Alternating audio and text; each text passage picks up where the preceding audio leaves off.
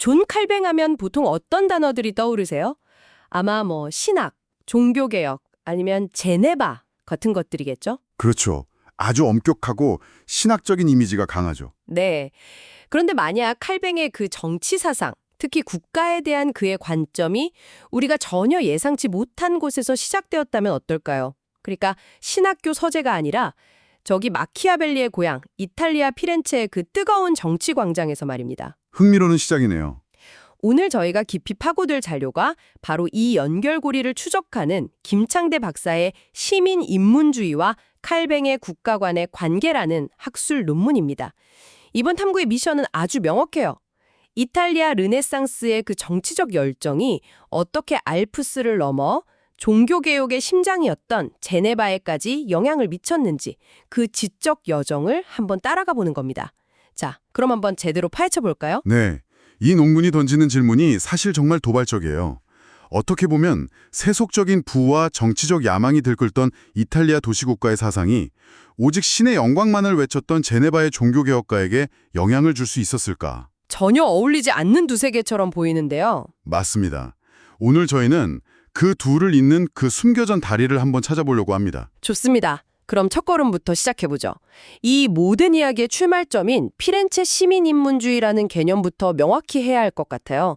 보통 인문주의라고 하면 고대 문헌 연구하는 그런 고상한 학문, 이렇게 생각하기 쉬운데 이 논문에서 말하는 건 좀 다른 것 같더라고요. 네, 바로 그 지점이 핵심입니다. 당시 피렌체의 시민인문주의는 그냥 책상에 앉아서 키케로를 읽는 걸 넘어서는 운동이었어요. 논문에 따르면 그 본질은 학문과 정치적 실천의 결합에 있습니다. 아, 실천. 네. 고전에서 배운 지혜, 예를 들어서 공화국을 어떻게 운영하고 시민의 덕은 무엇인지 이런 지식을 당대의 정치 현실에 적극적으로 적용하자는 거였죠. 말하자면 더 나은 시민과 더 나은 국가를 만들기 위한 일종의 실천적 교육이었던 셈입니다. 그러니까 도서관에 갇힌 학문이 아니라 광장으로 나온 학문이었군요. 바로 그겁니다. 논문은 페트라르크나 살루타티를 거쳐서 레오나르도 브루니에 이르러 이 사상이 완성되었다고 보고 있어요. 근데 이런 독특한 사상이 왜 하필 다른 곳도 아니고 피렌체에서 태어났을까요? 뭔가 특별한 배경이 있었을 것 같은데요. 아주 중요한 질문이십니다. 논문이 이 기원을 둘러싼 학자들의 아주 흥미로운 논쟁을 소개하고 있거든요. 한스 바론 같은 학자는 피렌체가 밀라노의 침략에 맞서서 자유를 위해 싸우던 그 위기 속에서 우리 공화국의 자유가 왜 소중한가? 여기에 답하기 위해 시민 인문주의가 탄생했다고 주장합니다. 일종의 위기 극복 이데올로기였다? 이런 거군요. 그렇죠. 반면에 마빈 베커 같은 학자는 그런 외부 요인보다는 피렌체 내부의 세금 제도 변화라든가 시민들의 정치 참여 확대 같은 경제적, 정치적 변화에서 그 원인을 찾습니다. 어느 쪽이 맞든 간에 핵심은 자유로운 공화주의 도시국가라는 독특한 환경이 이 사상의 자국 역할을 했다는 거군요. 바로 그겁니다. 왕이나 황제가 다스리는 곳이 아니라 시민들이 직접 통치에 참여하는 환경이었기에 어떻게 하면 더 나은 시민이 될까 하는 고민이 중요해질 수 있었던 거죠. 알겠습니다. 그게 이탈리아 이야기고요. 이제 정말 궁금한 지점인데 이 뜨거운 이탈리아의 사상이 어떻게 저 차가운 알프스 산맥을 넘어서 칼뱅이 있던 북유럽까지 전해진 걸까요? 그 경로를 논문은 북유럽 인문주의라고 설명합니다. 이탈리아 인문주의가 북쪽으로 전파되면서 현지 상황에 맞게 조금씩 변형이 됐는데요. 가장 큰 차이점은 논문이 지적하듯이 훨씬 더 기독교적 색채를 띠게 되었다는 점이에요. 기독교적 색채라면 구체적으로 어떤 의미일까요? 그럼 이탈리아 인문주의는 좀 비기독교적이었나요? 비기독교적이라기보다는 관심의 초점이 달랐다고 보는 게 더 정확합니다. 피렌체 인문주의자들의 주된 관심사는 역시 좋은 시민과 좋은 국가였죠. 네네. 물론 그들도 다 기독교인이었지만요. 하지만 에라스미스 같은 북유럽 인문주의자들은 여기서 한 걸음 더 나아갑니다. 고전학문의 지혜와 성경적 경건함을 결합해서 단순히 좋은 국가를 넘어 경건한 기독교 사회를 만들고자 했어요. 아, 개혁의 대상이 교회뿐만 아니라 사회와 국가 전체로 확장된 거군요. 맞습니다. 논문이 인용한 에라스미스의 말이 그 생각을 아주 잘 보여주는데요. 그가 이렇게 말했거든요. 군주가 수년간 기도하는 것보다 백성의 자유를 수호할 때 하나님을 더 기쁘시게 한다. 와, 이건 정말 중요한 대목이네요. 그렇죠. 국가 통치라는 세속적인 행위 자체가 신을 기쁘시게 하는 경건한 일이 될 수 있다는 거잖아요. 국가의 역할에 대한 아주 긍정적인 인식이 담겨 있죠.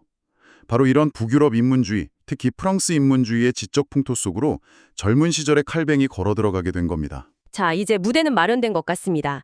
피렌체에서 시작된 흐름이 북유럽을 거쳐서 칼뱅의 문 앞까지 왔어요. 근데 이건 어디까지나 시대적 배경이잖아요. 이 흐름하고 칼뱅을 직접 연결하는 구체적인 증거가 있어야 할 텐데요. 네, 맞아요. 논문도 이 부분이 정황 증거에 가깝다고 인정하면서도 아주 설득력 있는 세 가지 연결고리를 제시하더군요. 네, 직접적인 인용문 같은 결정적 증거는 없지만 그 논리가 아주 탄탄합니다. 하나씩 한번 살펴보죠. 첫 번째 연결고리는 칼뱅 자신의 이력, 그러니까 그의 인문주의적 배경입니다. 아, 그가 종교개혁가가 되기 전에 인문주의 학자였다는 거요? 네, 칼뱅이 뭘 했는지 아시잖아요. 법학을 공부한 아주 뛰어난 인문주의 학자였죠. 그의 첫 저작이 신학서적이 아니었다는 것만 봐도 알 수 있습니다. 맞아요. 고대 로마 철학자인 세네카의 책에 대한 주석서였죠. 바로 그겁니다. 관용론 주석. 이 책 자체가 그가 당대 최고의 인문주의 교육을 받았다는 증거예요. 그는 이미 개혁가가 되기 전부터 시민의 삶과 국가의 역할에 대한 인문주의적 문제의식에 깊이 노출되어 있었던 거죠. 알겠습니다. 그러니까 칼뱅은 이미 이런 사상을 받아들일 준비가 된 사람이었다는 거군요. 근데 배경만으로는 조금 약한 것 같기도 하고요. 혹시 이런 생각을 칼뱅에게 직접 전해준 사람은 없었을까요? 물론 있었습니다. 그리고 그게 바로 논문이 제시하는 두 번째이자 아마도 가장 결정적인 연결고리일 겁니다. 누군가요? 바로 스트라스부르의 개혁가 마르틴 부처라는 인물입니다. 아, 마르틴 부처. 칼뱅에게 정말 큰 영향을 준 인물로 알려져 있죠. 네, 칼뱅이 제네바에서 처음 쫓겨나서 스트라스부르에서 망명 생활을 하던 그 3년 동안 부처와 깊이 교류하면서 그를 아버지처럼 따랐거든요. 근데 중요한 건 이 부처가 자신의 도시 스트라스부르를 개혁하면서 참고했던 모델이 바로 이탈리아의 자유도시국가들이었다는 점입니다. 아, 정말요? 네, 부처는 도시의 질서를 바로잡기 위해서 교회가 할 일과 국가, 즉 시의회가 할 일이 명확히 구분되어야 한다고 주장했어요. 논문에 따르면 칼뱅은 부처의 이 두 왕국 사상, 특히 교회의 사법권과 국가의 사법권을 구분하는 관점을 그대로 물려받았다고 명시합니다. 와, 피렌체의 아이디어가 부처라는 필터를 거쳐서 칼뱅에게 직접 수혈된 셈이네요. 그렇죠. 아주 직접적인 연결고리라고 할 수 있죠. 흥미롭네요. 배경도 있었고 결정적인 멘토도 있었고요. 그럼 마지막 세 번째 연결고리는 칼뱅 자신의 사상 속에서 찾아야겠군요. 정확합니다. 바로 칼뱅 자신의 정치관이에요. 그가 어떤 형태의 정부를 가장 이상적이라고 생각했는지를 보면 되는데요. 당시 유럽은 대부분 절대군주정 아니었나요? 맞습니다. 대세였죠. 근데 칼뱅은 한 사람에게 모든 권력이 집중되는 군주정의 위험성을 아주 강하게 경계했습니다. 인간은 죄인이기 때문에 절대 권력을 쥐어주면 반드시 타락한다고 봤기 때문이죠. 그건 당시로서는 꽤 급진적인 생각이었을 텐데요. 왕권 신수절 같은 걸 믿던 시대였잖아요. 매우 급진적이었죠. 그래서 칼뱅이 대안으로 꼽은 게 뭐냐면 귀족정과 민주정이 혼합된 체제였습니다. 혼합된 체제요? 네. 소수의 현명한 사람들이 다스리는 것과 다수의 시민이 참여하는 것이 섞여서 여러 사람이 서로를 견제하고 균형을 맞추는 시스템을 선호한 겁니다. 그런데 그가 가장 이상적인 정부 형태의 현실 모델로 꼽았던 곳이 바로 자신이 머물던 제네바 공화국이었다는 사실. 아, 이게 피렌체 시민인문주의자들이 그토록 찬양했던 공화주의 이상과 정확히 맞닿아 있는 겁니다. 놀랍도록 닮아 있죠. 와, 정말 퍼즐 조각이 하나씩 딱딱 맞춰지는 느낌입니다. 인문주의적 배경, 부처라는 멘토, 그리고 공화정을 선호했던 그의 정치관까지. 그럼 이 모든 것들이 칼뱅의 핵심 사상, 그러니까 교회와 국가의 관계에 궁극적으로 어떤 영향을 미쳤는지 정리해 볼 필요가 있겠네요. 네, 그렇죠. 이 지점에서 논문이 칼뱅을 다른 개혁가 츠빙글리와 비교하는 부분이 아주 인상 깊었어요. 그 둘을 비교하면 칼뱅의 독창성이 아주 선명하게 드러납니다. 이건 정말 중요한 차이점인데요. 취리히의 개혁가였던 취빙글리는 기독교 도시가 곧 기독교 교회다라고 주장했습니다. 사실상 교회와 국가, 즉 시외례를 거의 하나로 본 거죠. 거의 하나로요? 네.